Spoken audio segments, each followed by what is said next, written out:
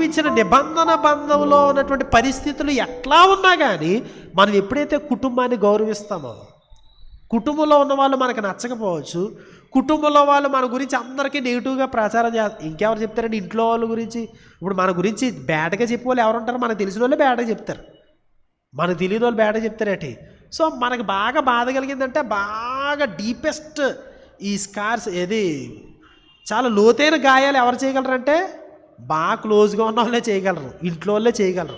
రొమ్మును ఆనుకున్నవాడే తన మడమని ఎత్తగలరు. వాళ్ళు అక్కడ ఎక్కడో కూర్చున్నవాడు మడమని ఎలా ఎత్తుతాడు? నా మీదకి నా పక్కన కూర్చున్నవాడు ఎత్తుతాడు. సో ఎట్లాంటి పరిస్థితి అయినా నిబంధన ద్వారా ఏర్పరచబడినటువంటి కుటుంబంలో ఉన్నటువంటి బంధాల్ని, అమ్మ నాన్న, అక్క చెల్లి, తమ్ముడు, భార్య, భర్త, తాత, మా, ఈ సంబంధాల్ని హయ్యెస్ట్ రెస్పెక్ట్ ఎప్పుడైతే ఇస్తామో దేవుడు నిన్ను ఆశీర్వదిస్తాడు.